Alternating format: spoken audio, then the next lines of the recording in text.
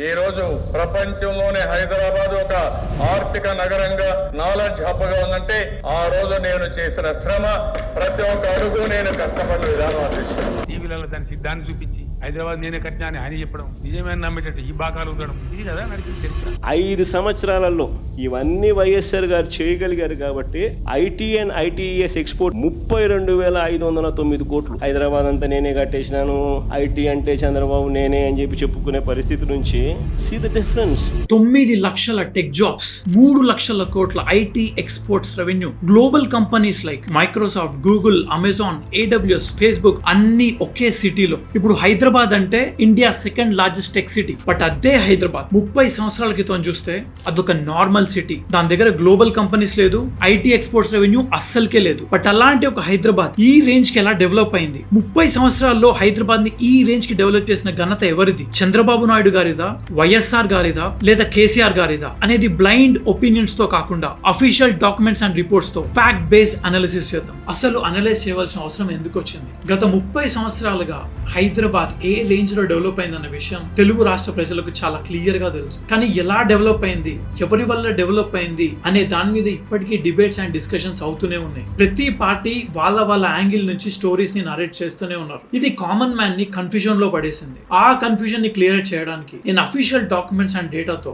Fact based information ని share చేస్తాను. And మీరు డిసైడ్ చేయండి ఫైనల్ గా ఎవరి వల్ల హైదరాబాద్ డెవలప్ అయింది, ఎవరి కాంట్రిబ్యూషన్ ఎంత ఇంపాక్ట్ క్రియేట్ చేసింది హైదరాబాద్ డెవలప్మెంట్ మీద అనేది. హైదరాబాద్ డెవలప్మెంట్ కి ఎవరి కాంట్రిబ్యూషన్ ఎంత ఉందో అనలైజ్ చేసే ముందు మనం ఒక విషయం తెలుసుకోవాలి. హైదరాబాద్ కి ఫౌండేషన్ అంటే చాలా మంది 1995 లో చంద్రబాబు నాయుడు గారు తీసుకొచ్చిన హైటెక్ సిటీ అనుకుంటారు. కానీ హైదరాబాద్ కి యాక్చువల్ ఫౌండేషన్ 1591 లో పడింది. 1591 లో మొహమ్మద్ కులీ కుతుబ్ షా హైదరాబాద్ ని ఫామ్ చేశారు. ఈ సిటీ అమెరికా కన్నా 185 years ఓల్డర్. అంటే అమెరికా అనే దేశం ఫామ్ అవ్వక ముందే హైదరాబాద్ అనేది ఒక గ్రో అవుతున్న సిటీ. అప్పటి నుంచే హైదరాబాద్ ఒక ఇంటెలెక్చువల్ హబ్ లాగా, ఒక ట్రేడ్ హబ్ లాగా, ఒక డిఫరెంట్ DNA తో బిల్డ్ అయింది. అండ్ ఆ గ్రోత్ ని మాటల్లో చెప్పడం చాలా చాలా కష్టం. ఎందుకంటే ఇండియాకి ఇండిపెండెన్స్ రాకముందే హైదరాబాద్ అనేది ఒక వెల్ ఎస్టాబ్లిష్ సిటీ. ఒక సిటీకి కావాల్సిన అన్ని ఫెసిలిటీస్ హైదరాబాద్ కి ఆల్రెడీ ఉన్నాయి. మూసీ రివర్ దగ్గర బిల్డ్ అయిన సిటీకి నేచురల్ గానే వాటర్ రిసోర్సెస్ చాలా అబండెంట్ గా ఉంటాయి. సిటీ ప్లానింగ్ ని దృష్టిలో పెట్టుకొని అప్పట్లోనే చాలా ప్రాపర్ ప్లానింగ్ తో బిల్డ్ చేశారు. అండ్ కనెక్టివిటీ వైజ్ గా చూస్తే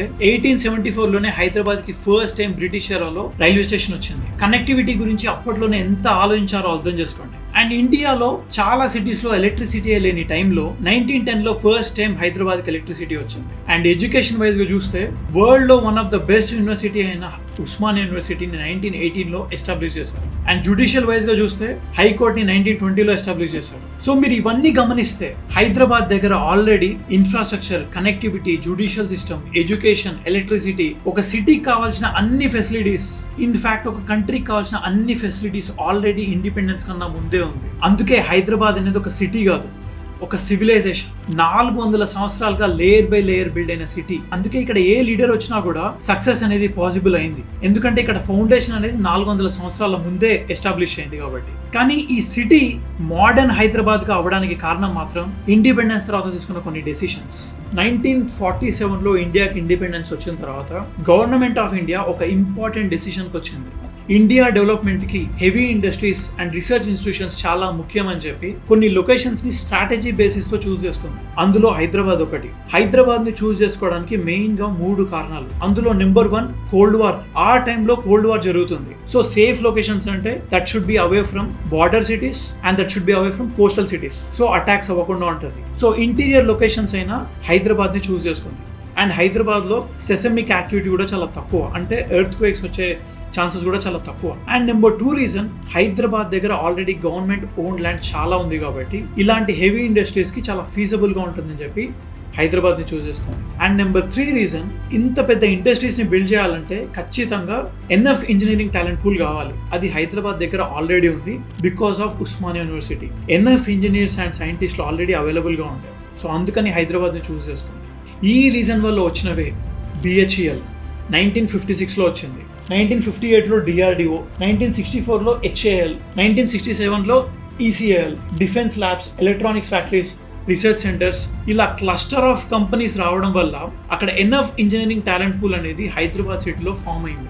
ఈ రీజన్ వల్లనే హైదరాబాద్ లో ఒక కల్చర్ క్రియేట్ అయింది. ఎడ్యుకేషన్కి రెస్పెక్ట్ ఇవ్వడం, టెక్నాలజీకి వాల్యూ ఇవ్వడం, పిల్లల్ని ఇంజనీర్స్ చేయాలని ఒక కల్చర్ క్రియేట్ అవ్వడం కూడా అక్కడి నుంచే స్టార్ట్ అయింది. హైదరాబాద్ దగ్గర already enough engineering talent pool ఉంది కాబట్టి 1987లో ఇంటర్గ్రాఫ్ అనే multinational IT company first IT tower ని హైదరాబాద్ లో ఎస్టాబ్లిష్ చేసింది. దీని తర్వాత 1990లో అప్పటి కాంగ్రెస్ సీఎం అయిన నేదురుమల్లి జనార్దన్ రెడ్డి గారు ఫస్ట్ ఐటీ ఇంక్యుబేటర్ మైత్రివనంలో ఎస్టాబ్లిష్ చేశారు to encourage software culture.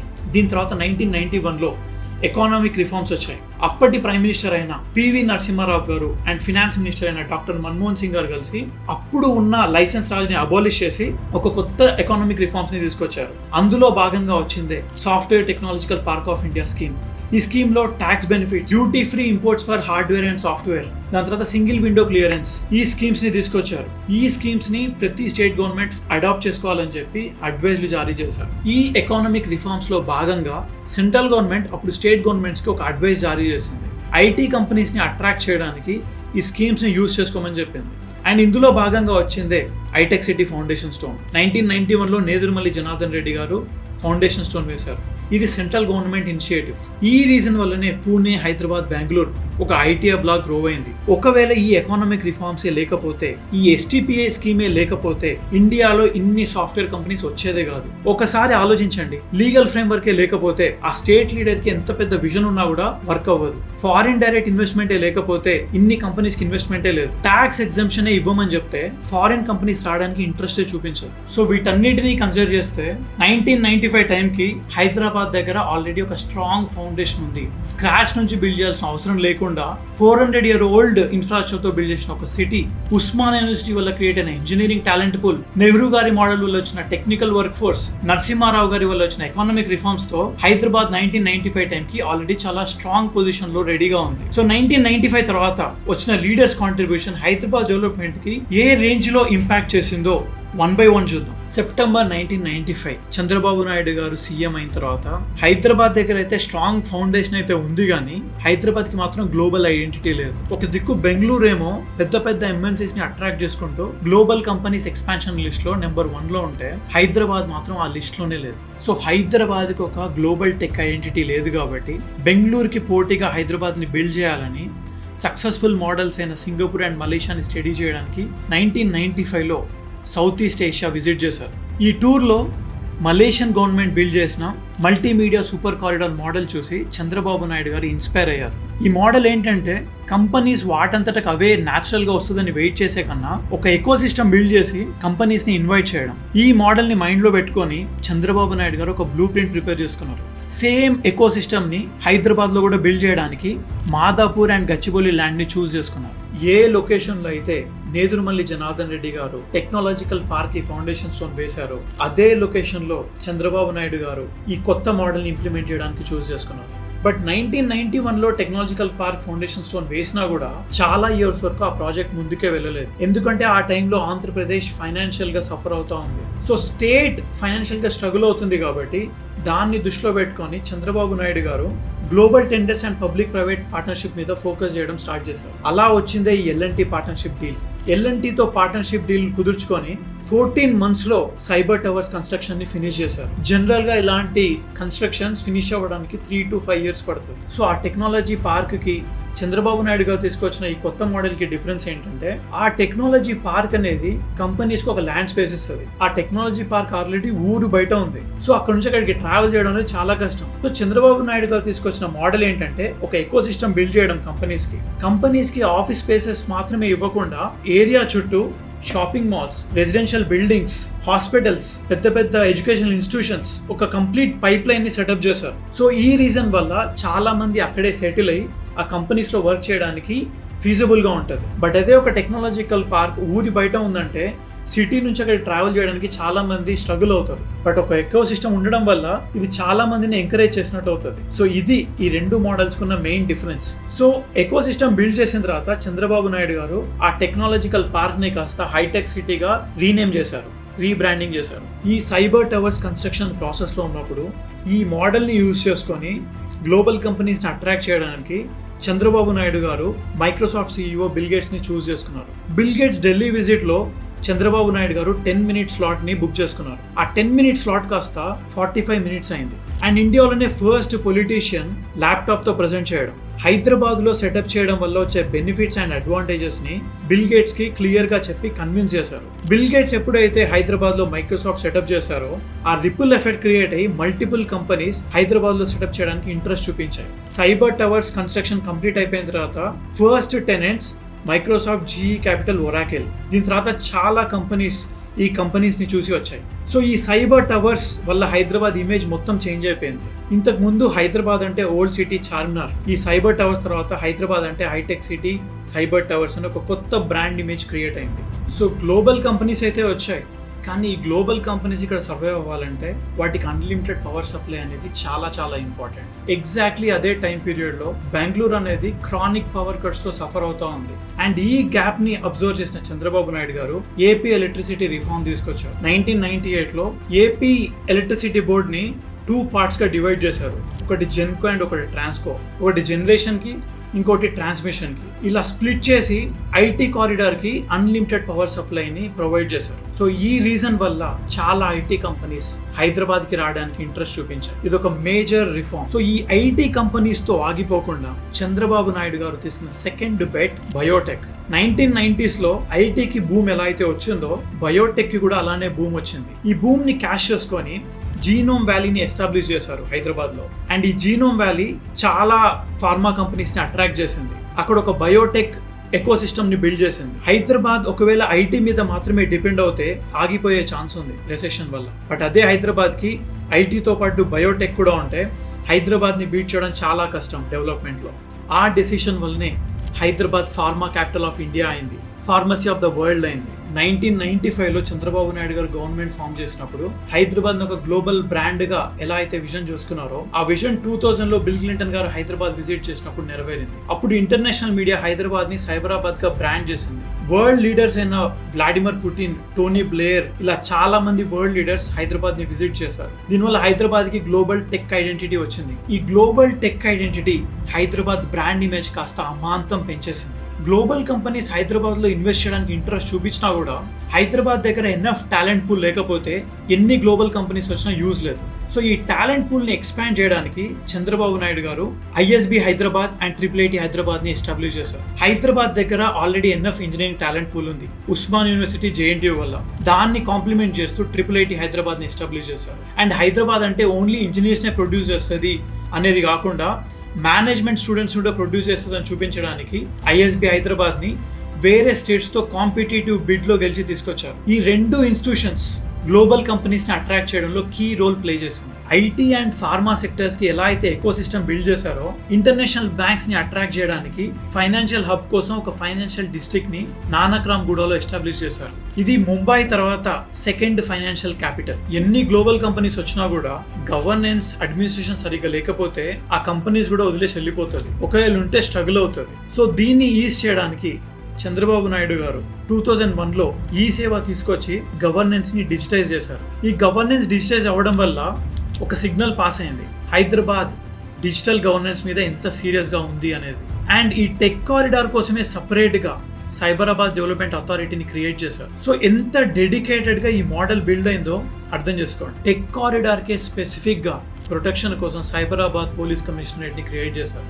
And ఈ గ్లోబల్ కంపెనీస్ కి world class level logistics and connectivity create చేయడానికి ORR, Hyderabad metro rail project, MMTS, flyovers, ఈ అన్ని projects just to support Hyderabad and Cyberabad. Specifically international Giants like Microsoft and Oracle వాళ్ళ employees కి commuting problem లేకుండా create చేసిన projects ఇవన్నీ. ఈ సైబరాబాద్ మోడల్ డెవలప్మెంట్ లో మిగిలిపోయిన లాస్ట్ పీస్ ఎయిర్పోర్ట్. దీనికి శంషాబాద్ ల్యాండ్ ని 1998 లో సెలెక్ట్ చేశారు. 2000 లో MOU అయింది. 2003 లో GMR తో డీల్ కుదిరింది. బట్ 2004 లో చంద్రబాబు నాయుడు గారు ఓడిపోయారు కాబట్టి ఈ ఎయిర్పోర్ట్ కన్స్ట్రక్షన్ అయిపోవడానికి 2008 పట్టింది. బట్ ఈ ఎయిర్పోర్ట్ కి డీల్ స్ట్రక్చర్ కానీ, ప్లానింగ్ అండ్ బిడ్డింగ్ కానీ చేసింది మాత్రం చంద్రబాబు నాయుడు గారు. చంద్రబాబు నాయుడు గారు తీసుకొచ్చిన సైబరాబాద్ మోడల్ వల్ల వచ్చిన రిజల్ట్ ఏంటి అని సమ్మరైజ్ చేయాలి అంటే 1997 లో Hyderabad IT exports value 284 crores. But దాని వాల్యూ 2004 నాటికి $1 billion మార్క్ ని క్రాస్ చేసింది.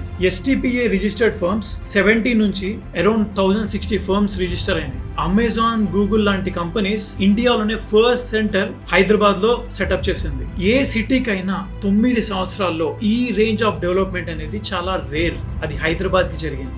అది చంద్రబాబు గారి ఎరాలో జరిగింది. కానీ ఫెయిర్ గా ఒక పాయింట్ చెప్పాలంటే చంద్రబాబు నాయుడు గారు ఎప్పుడు కూడా హైదరాబాద్ ని నేనే బిల్డ్ చేశా అని చెప్పలేదు. కానీ సైబరాబాద్ ని బిల్డ్ చేసిన క్రెడిట్ మాత్రం నేను తీసుకుంటా అని చెప్పారు. ఇన్ఫాక్ట్ అది నిజం కూడా. ఎందుకంటే ఓల్డ్ హైదరాబాద్ ని బిల్డ్ చేసింది కులూ కుతుబ్ షా అండ్ మోడర్న్ హైదరాబాద్ కి ఫౌండేషన్ ఇచ్చింది నెహ్రూ గారు. బట్ సైబరాబాద్ బిల్డ్ అవడానికి మాత్రం కారణం చంద్రబాబు నాయుడు గారే. మే 2004 వైఎస్ రాజశేఖర రెడ్డి గారు సీఎం అయిన తర్వాత ఐటీ సెక్టర్ ని కంటిన్యూ చేస్తామని చెప్పారు. చంద్రబాబు నాయుడు గారు వేసిన ఫౌండేషన్ ని స్టాప్ చేయకుండా డెవలప్మెంట్ ని అలానే కంటిన్యూ చేస్తామన్నారు. ఇది ఇండియాలో చాలా రేర్. ఎందుకంటే ఇండియాలో గవర్నమెంట్ చేంజ్ అయినప్పుడు ప్రీవియస్ గవర్నమెంట్ చేసిన డెవలప్మెంట్ ని కంటిన్యూ చేయరు. బట్ రాజశేఖర రెడ్డి గారు అలా చేయకుండా పార్టీలకి అతీతంగా ఆ డెవలప్మెంట్ అలానే కంటిన్యూ చేశారు. సో 2004లో గవర్నమెంట్ చేంజ్ అయింది కాబట్టి చంద్రబాబు నాయుడు గారి సైబరాబాద్ మోడల్లో కొన్ని ప్రాజెక్ట్స్ అలాగే పెండింగ్ గా ఉండిపోయాయి. ఆ ప్రాజెక్ట్స్ ని వైఎస్ఆర్ గారు సీఎం అయిన తర్వాత 1 by 1 కంటిన్యూ చేశారు. అందులో నెంబర్ 1 ఎయిర్పోర్ట్ కి కావాల్సిన ల్యాండ్ డీలింగ్ అండ్ బిడ్డింగ్ అంతా కూడా CBN గారి ఎరాలోనే అయింది. కానీ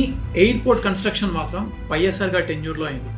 ఇది హైదరాబాద్ గ్లోబల్ ఎక్స్పాన్షన్ కి కీ రోల్ ప్లే చేసింది. అండ్ దీని తర్వాత ఓఆర్ఆర్ కూడా CBN గారి టైంలోనే కాన్సెప్చువలైజ్ అయినా కూడా ఓఆర్ఆర్ ఎక్స్పాన్షన్ మాత్రం వైఎస్ఆర్ గారి టైంలో అయింది. దీని తర్వాత Raheja mind space IT park, దీనికి ఫౌండేషన్ స్టోన్ వేసింది చంద్రబాబు నాయుడు గారు, కానీ ఫినిష్ చేసింది మాత్రం వైఎస్ఆర్ గారు 2007లో. అండ్ హైదరాబాద్ మెట్రో కూడా పార్ట్ ఆఫ్ సైబరాబాద్ మోడల్, కానీ ఈ ప్రాజెక్ట్ ని స్టార్ట్ చేసింది మాత్రం వైఎస్ఆర్ గారు. ఒకవేళ ఈ మిగిలిపోయిన ప్రాజెక్ట్స్ ని కంటిన్యూ చేయకపోయింటే హైదరాబాద్ ఈ రేంజ్ లో వచ్చేదే కాదు. సో హైదరాబాద్ ఈ రేంజ్ లో స్కేల్ అవ్వడానికి వైఎస్ఆర్ కాంట్రిబ్యూషన్ చాలా ఉంది. సో ఈ సైబరాబాద్ మోడల్ తో ఆగిపోకుండా ఈ మోడల్ ని కంప్లీట్ గా ఫినిష్ చేసి వైఎస్ఆర్ గారు తన ఓన్ ఇనిషియేటివ్స్ తో హైదరాబాద్ ని ఇంకాస్త డెవలప్ చేశారు. అందులో first the GHMC expansion. City border లో ఉన్న కొన్ని ఏరియాస్ వల్ల ఓవరాల్ గా అన్ఈవెన్ డెవలప్మెంట్ ఉంది అండ్ గ్రోత్ అండ్ గవర్నెన్స్ కూడా చాలా కేయాటిక్ గా ఉంది. సో దీన్ని అబ్జర్వ్ చేసిన వైఎస్ఆర్ గారు మున్సిపల్ కార్పొరేషన్ ఆఫ్ హైదరాబాద్ ని రిమూవ్ చేసి ఆ సిటీస్ ని కూడా ఒక మెగా సిటీ కింద క్లబ్ చేసి గ్రేటర్ హైదరాబాద్ మున్సిపల్ కార్పొరేషన్ అని తీసుకొచ్చారు. ఈ రీజన్ వల్ల గవర్నెన్స్ అనేది చాలా ఈజీ అయింది. డెవలప్మెంట్ అనేది ఈక్వల్ గా డిస్ట్రిబ్యూట్ అయింది ఆ చుట్టూ ఉన్న సిటీస్ కి. సో GHMC అనేది చాలా కీ రోల్ ప్లే చేసింది గవర్నెన్స్ ఈజ్ చేయడంలో. ఎయిర్పోర్ట్ అండ్ సిటీకి బెటర్ కనెక్టివిటీకి PVNR ఎక్స్ప్రెస్ వే తీసుకొచ్చింది కూడా వైఎస్ఆర్ గారే. దీని తర్వాత వరల్డ్ క్లాస్ ఇన్స్టిట్యూషన్స్ అయిన IIT Hyderabad and bits Pilani కూడా వైఎస్ఆర్ గారే తీసుకొచ్చారు. అన్నిటికన్నా హైలైట్ చేయవలసిన విషయం, వైఎస్ఆర్ గారి ఎరాలో IT ఎక్స్పోర్ట్స్ రికార్డ్ స్థాయిలో పెరిగింది. సో CBN గారి మోడల్తో పాటు వైఎస్ఆర్ గారి ఇనిషియేటివ్స్ వల్ల హైదరాబాద్ డెవలప్మెంట్ కాస్త డబల్ అయింది. దీనికి మెయిన్ రీజన్ వైఎస్ఆర్ గారు కంటిన్యూ చేశారు అండ్ వైఎస్ఆర్ గారు కూడా ఓన్ ఇనిషియేటివ్స్ తీసుకొచ్చారు. ఒకవేళ పాత మోడల్ని కంటిన్యూ చేయకపోతే హైదరాబాద్ ఫైనాన్షియల్ గా సఫర్ అయ్యేది.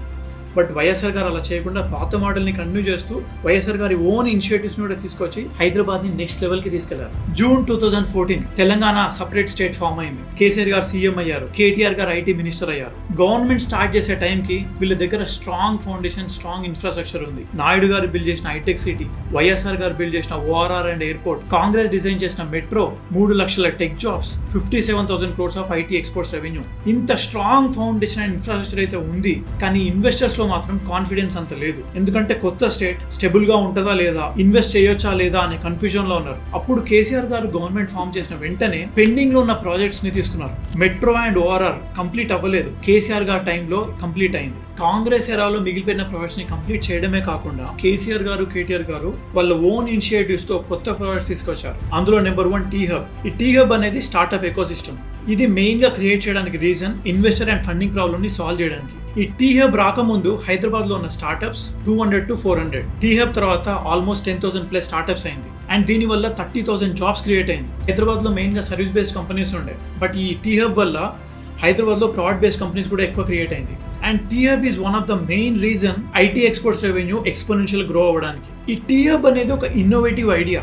ఎందుకంటే యూజువల్ గా కొత్త గవర్నమెంట్ వచ్చినప్పుడు IT కంపెనీస్ తీసుకొస్తారు, కానీ T-Hub వల్ల స్టార్ట్అప్ కల్చర్ క్రియేట్ అయింది హైదరాబాద్. కామన్ మ్యాన్ కూడా స్టార్ట్అప్ క్రియేట్ చేసుకునే పాసిబిలిటీ క్రియేట్ చేసింది ఈ T-Hub. దాని తర్వాత స్ట్రాటజిక్ రోడ్ డెవలప్మెంట్ ప్లాన్ తీసుకొచ్చి flyovers, underpasses, skywalks ఇలా 10 years లో చాలా బిల్డ్ చేసి హైదరాబాద్ రోడ్ కనెక్టివిటీని బెటర్ చేశారు. దీని తర్వాత కంపెనీస్ కి ఫాస్టర్ అప్రూవల్స్ కోసం TS ఐపాస్ తీసుకొచ్చారు. దీనివల్ల మేజర్ కంపెనీస్ చాలా ఫాస్ట్ గా హైదరాబాద్ కి వచ్చాయి. Amazon, AWS reason centre, Apple. దీనివల్ల హైదరాబాద్ టెక్ జాబ్స్ కాస్త 3 lakhs నుంచి 9 lakh టెక్ జాబ్స్ అయినాయి. అండ్ ఐటీ ఎక్స్పోర్ట్స్ రెవెన్యూ కాస్త 3 lakh crore అయింది. బట్ దీంతో పాటు అన్నిటికన్నా ముఖ్యమైనది వాటర్ సప్లై. హైదరాబాద్ ఉన్న పర్మనెంట్ వాటర్ ఇష్యూని మిషన్ భగీరథతో సాల్వ్ చేశారు. సో మీరు ఈ మొత్తం ప్యాటర్న్ ని అబ్జర్వ్ చేస్తే ప్రతి గవర్నమెంట్ నెక్స్ట్ వచ్చిన గవర్నమెంట్ కి హైదరాబాద్ ని ఒక బెటర్ సిటీగా పాస్ ఆన్ చేసింది. ఏ గవర్నమెంట్ కూడా ప్రీవియస్ గవర్నమెంట్ డెవలప్మెంట్ ని స్టాప్ చేయలేదు. అలా చేయలేదు కాబట్టి గవర్నెన్స్ కంటిన్యూటీ ఉంది కాబట్టి హైదరాబాద్ ఇప్పుడు ఈ రేంజ్ లో ఉంది. ప్రతి government layer by layer build చేస్తే హైదరాబాద్ ఈ రేంజ్ కి వచ్చింది.